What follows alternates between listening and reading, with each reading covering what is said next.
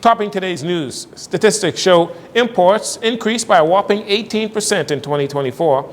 The Prime Minister says new land reforms will empower more Bahamian families. Another police finds himself subject of an investigation after a leaked phone conversation and human remains discovered in bushes on Acklands.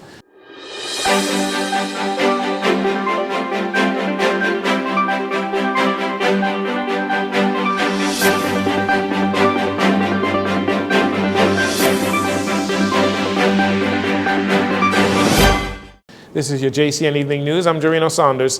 Thank you so much for joining us. According to the Bahamas National Statistical Institute, the Bahamas imported $4.9 billion worth of goods, resulting in a whopping 18% increase over the $4.2 billion recorded in 2023. Machinery and transport equipment were the largest contributors to imports, totaling $1.2 billion, or 24%.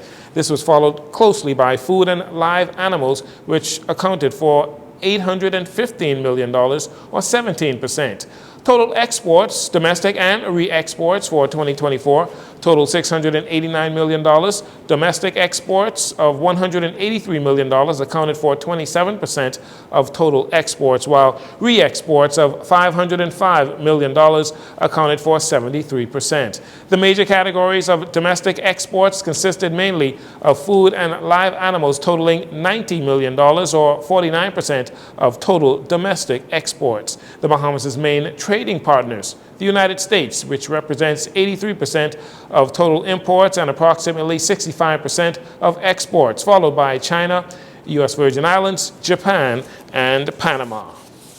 While addressing members of Parliament at the consultation session on the new land reform bills, Prime Minister Philip Davis said the Land Registration and Land Adjudication Bill 2025 will provide a better process to determine rightful owners of property, providing many Bahamians with greater economic freedom as they move from a deed-based system to a modern title-based registry. Every land parcel will receive a unique identification number.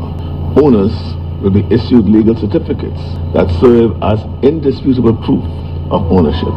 Adjudicators, supported by teams on the ground, will visit communities, hear claims, assess evidence, and resolve disputes through an independent land tribunal. Once claims are settled, the land can be officially registered and secured.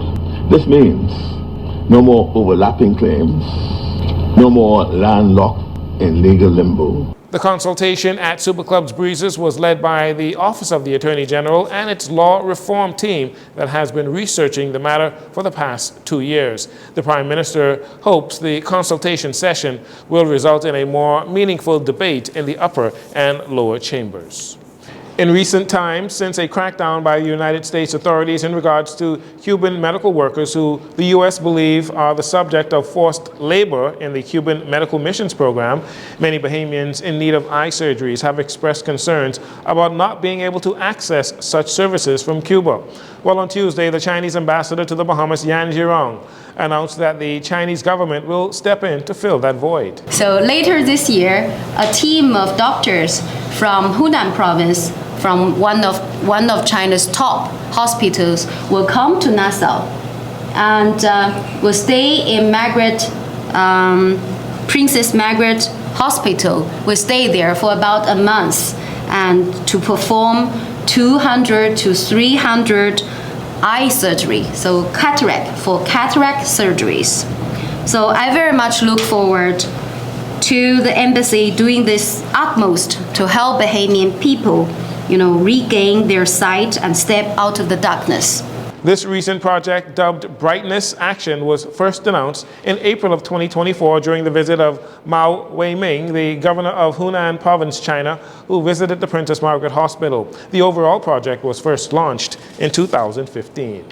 The Royal Bahamas Police Force Public Relations Department has acknowledged several voice notes of a phone conversation circulating on WhatsApp with a person believed to be a police officer discussing his involvement in illegal activity in relation to illegal contraband hidden in bushes near the airport. The person, believed to be the police officer, spoke about having 2 police-issued weapons on his person and his willingness to sock off the head, that's a quote, of a fellow police officer and leave him to be found the next morning if that officer pursued the suspect that fled into the bushes in search of the illegal contraband. The Commissioner of Police, Shanton Knowles, has called for an intensive investigation into the matter. The officer has been placed on administrative leave until the outcome of the investigation.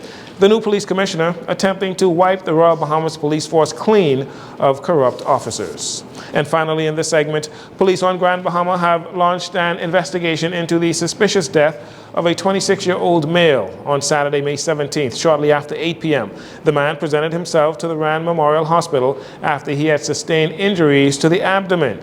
He was treated and discharged. Later, though, on Tuesday, May 20th, around 7 p.m., he was assisted by emergency medical services back to the hospital after experiencing complications from his injuries, requiring emergency surgery. Unfortunately, he died while in hospital. Police say the circumstances surrounding his injury and subsequent death are unclear. Investigations continue into that matter. We'll take a break here. We'll be right back following these commercials.